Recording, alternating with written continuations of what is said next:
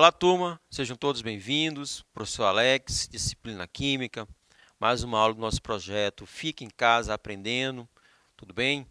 Pegue seu caderno, lápis, caneta, prestem atenção às informações, anotem tudo aquilo que for possível, certo? E acompanhem conosco. Nós vamos continuar o assunto tabela periódica, ok? Aí nós já falamos sobre como a tabela está organizada, falamos de famílias, períodos, chegamos às propriedades periódicas. Na aula de hoje, nós vamos finalizar as propriedades periódicas. Então, quais propriedades nós vamos abordar na aula de hoje, turma? Vamos falar de densidade, volume atômico, temperatura de fusão e ebulição. E ao final desses assuntos, eu estou trazendo para vocês algumas questões para a gente ter a melhor compreensão do que foi trabalhado. Acompanhe, hein? Vamos lá. Vamos recapitular a tabela periódica. Então, preparei aqui um resuminho básico para vocês.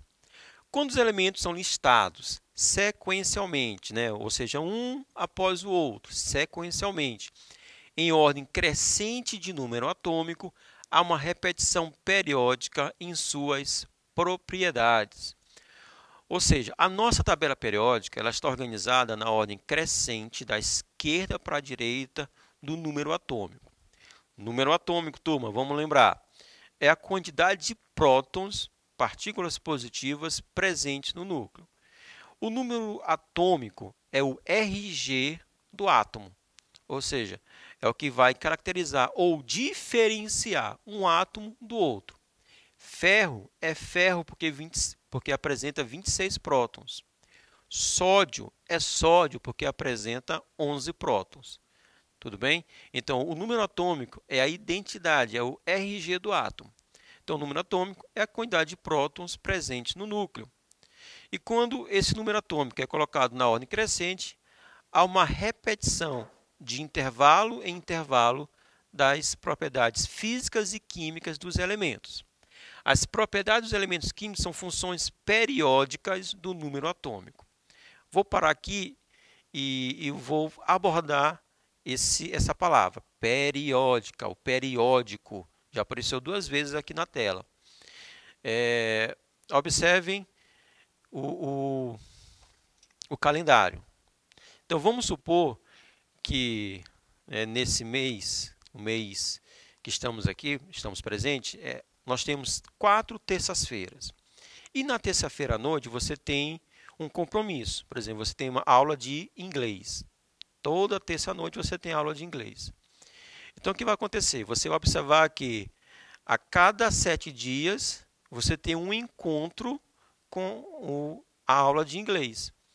Então, esse encontro ele é um encontro periódico, porque você está de intervalo a intervalo, você está repetindo aquela ação, certo? Então, isso é uma propriedade periódica. Há uma repetição das características químicas e físicas dos elementos, de acordo com o intervalo de número atômico. Por isso o termo, por isso nós chamamos de tabela periódica, que é uma repetição das propriedades físicas e químicas dos elementos. A lei, ou seja, o que vai basear a tabela periódica, a montagem, a organização da tabela periódica é o seguinte: a tabela periódica é um arranjo de elementos em ordem crescente de número atômico, em linhas horizontais, tais que os elementos com propriedades químicas semelhantes caem diretamente um embaixo do outro. E nós vamos chamar esse termo final, essa parte final, de família. Olha aqui no quadro. Então, a tabela periódica, certo? Como é uma tabela, nós temos linhas horizontais e linhas verticais. As linhas horizontais nós chamamos de períodos e nós temos 7 linhas horizontais, ou seja, 7 períodos, turma. O período vai indicar a quantidade de camadas ou níveis de energia. Então, se eu digo que o elemento está no segundo período, isso quer dizer que ele apresenta 2 camadas eletrônicas ou 2 níveis de energia. Também na tabela periódica nós vamos ter as linhas verticais. que são as famílias ou grupos. E dentro da mesma coluna, ou seja, a mesma linha vertical, os elementos químicos vão apresentar propriedades semelhantes, propriedades parecidas, certo? Então, os elementos da mesma família, eles vão apresentar propriedades semelhantes. Nós temos dois grupos de famílias, família A, família B.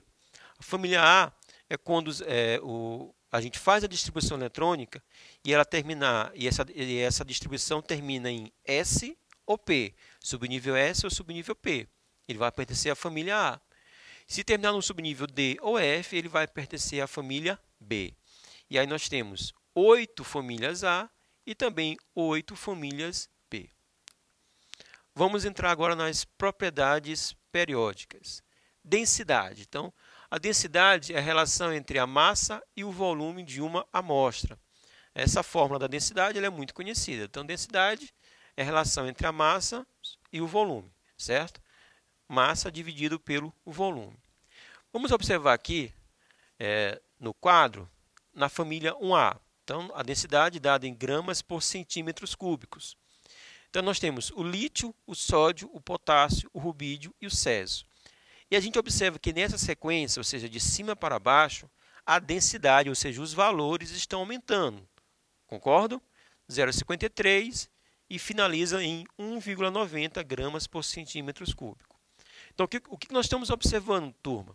Estamos observando que, dentro da família, a densidade está crescendo de cima para baixo. Então, quanto mais camadas o elemento tiver, ou quanto maior o número atômico do elemento, mais denso, maior será a sua densidade. Agora, vamos observar no período, né, o segundo quadro. Então, nós temos aqui elementos da família 1A, 2A, 3A e 7A. O lítio, berílio, o boro e o flúor. Como está aumentando a densidade? A densidade ela está crescendo das extremidades para o centro. Observa, da esquerda para a direita, 0,53 para 1,85. Da direita para a esquerda, 1,31 foi para 2,45. Então, no período, a densidade ela cresce das extremidades para o centro. Quanto mais central for o elemento, maior será a sua densidade. E aí nós queremos destacar aqui o elemento ósmio. O ósmio é o elemento mais denso que existe. Então, na tabela periódica, o elemento mais denso é o elemento ósmio, porque ele está mais para baixo da tabela e praticamente no centro da tabela. Outra propriedade periódica, o volume atômico. O volume atômico é o volume ocupado por uma quantidade fixa de números de átomos, certo? Densidade, mais uma vez a fórmula da densidade, massa sobre volume. E aqui eu fiz uma recombinação, eu destaquei o volume, porque o tema é volume atômico. Então, recombinando, o volume vai ser a massa dividido pela densidade. Então, o volume atômico é a massa de uma quantidade fixa de átomos. E aqui nós temos o número de Avogadro, 6,02 vezes 10 elevado a 23, que equivale, turma, vocês sabem, a 1 mol. Então, quando eu pego essa massa, ou 1 mol, e divido pela densidade do elemento, eu vou ter um resultado que vamos chamar de volume atômico. Volume ocupado por uma quantidade fixa de átomos. Na tabela periódica, observe aqui na tela, por favor, como se comporta o volume atômico. O volume atômico ele aumenta no período, né, nas linhas horizontais, do meio para as extremidades. Do meio para as extremidades. Então, dentro do mesmo período, quanto mais extremo, ou na extremidade direita ou na extremidade esquerda, maior será o seu volume atômico. E na família, que são as linhas verticais, né, são as colunas, como cresce o volume atômico? Cresce de cima para baixo. Por quê? Porque de cima para baixo eu tenho um aumento da quantidade de camadas eletrônicas, níveis de energia, né?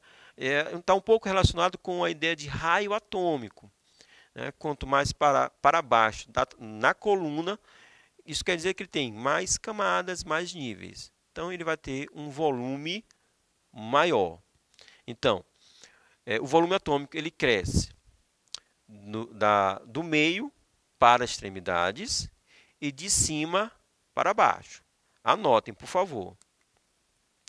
Outra propriedade, temperatura de fusão e ebulição. Só lembrando, fusão é a passagem do estado sólido para o estado líquido e ebulição é a passagem do estado líquido para o estado gasoso. No caso da água, qual é a temperatura de fusão da água, da substância água? 0 graus Celsius. E qual é a temperatura de ebulição da água? 100 graus Celsius. Tudo bem? Mas eu falei da água. A água é uma substância. A água tem fórmula química ou fórmula molecular H2O. Ou seja, eu tenho na fórmula da água átomos de hidrogênio e átomos de oxigênio. Então, falando de átomos, olha só. As tabelas a seguir representam as temperaturas de fusão, TF, temperatura de fusão, e TE, temperatura de ebulição, a 1 atm. 1 atm é uma unidade de pressão. É a pressão que nós temos aqui ao nível do mar, em São Luís. Dos elementos de duas famílias da tabela periódica. Então, vamos ver o comportamento dentro da família. Destaco aqui a família 1A. O que a gente observa? A temperatura de fusão ela está crescendo de baixo para cima, tá? De baixo para cima, do elemento césio para o elemento lítio. E a temperatura de ebulição também, crescendo de baixo para cima. Olhando agora a família 7A, temperatura de fusão, temperatura de ebulição. O comportamento é o contrário. Na família 7A, o crescimento está sendo de cima para baixo, menos 223, e no caso do flúor, e para o iodo, 113,5. E a temperatura de ebulição também crescendo de cima para baixo. Então, na família 1A, os elementos de maiores temperaturas de fusão e ebulição estão situados na parte superior da tabela. De modo inverso, na família 7A e nas demais, os elementos com maiores temperaturas de fusão e ebulição estão situados na parte inferior. Agora vamos ver o comportamento dentro do período. Dentro do período, destacamos aqui o segundo período. Analisando os dados, podemos concluir que, de maneira geral, a temperatura de fusão e ebulição crescem das extremidades para o centro da tabela. Então, destacamos aqui 4 elementos: lítio, berílio, o boro e o frâncio. E do lítio para o berílio, na temperatura de fusão, está aumentando. Do flúor para o boro, está aumentando, ou seja, é das extremidades para o centro. Então, resumindo, turma, olhando aqui a figura, a temperatura de fusão e a temperatura de ebulição, ela vai crescer das extremidades para o centro, certo? Vai crescer de baixo para cima, sendo que a substância com maior temperatura de fusão e ebulição da tabela periódica é o elemento tungstênio. O tungstênio ele vai aparecer naqueles filamentos das lâmpadas, aquelas antigas lâmpadas incandescentes. Então, aquele filamento é o tungstênio.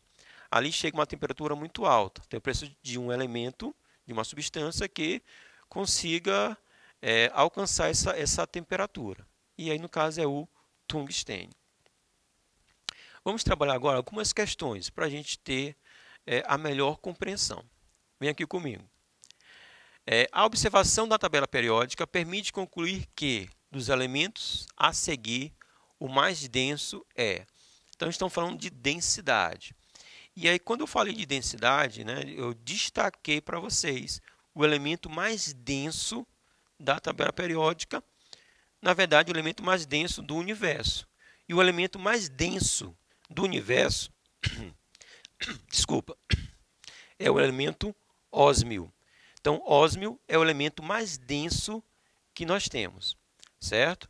Então, quando falar de densidade, a pergunta for qual o elemento mais denso, elemento ósmio. Então, no caso aqui, a letra E. Próxima questão. Nos alcalinos terrosos, né, os metais alcalinos terrosos é a família 2A da tabela periódica. Então, nos alcalinos terrosos, o cálcio e o bário antecedem e precedem, respectivamente, o estrôncio na tabela periódica.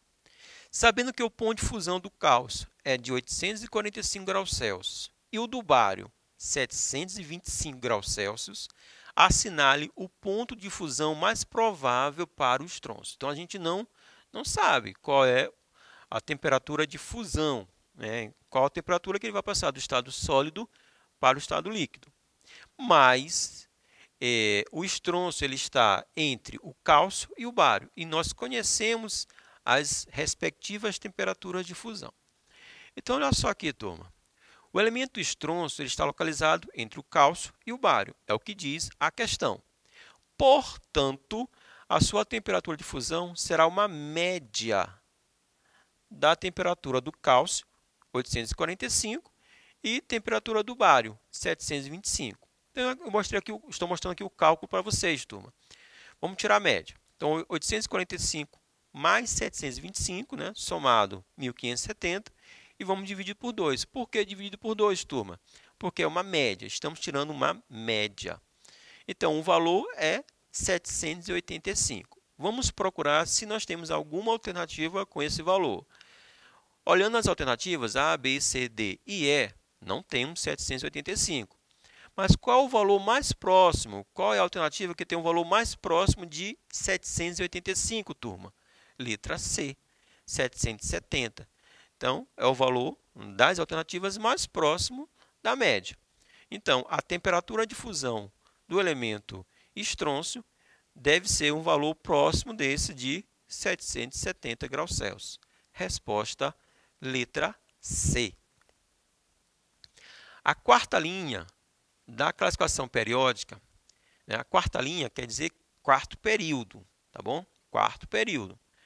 Da classificação periódica, inicia-se com o elemento de número atômico 19 e termina com o de número atômico 36. Alguns elementos importantes e seus números atômicos que aí aparecem são o cálcio, número atômico 20, cromo, número atômico 24, ferro, número atômico 26, cobre, número atômico 29, zinco, número atômico 30, astato, número atômico 33 e o bromo, número atômico 35. Considere agora os seguintes gráficos. Aí nós temos gráficos 1, 3, 5, 2 e 4. Então, considere agora os seguintes gráficos que relacionam aproximadamente uma propriedade dos elementos e seus números atômicos. O gráfico que melhor representa a variação da densidade dos elementos é a densidade dos elementos.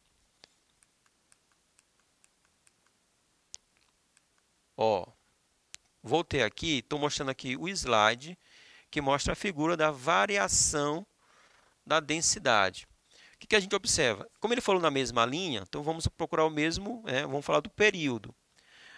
Então, no período, o crescimento é das extremidades para o centro.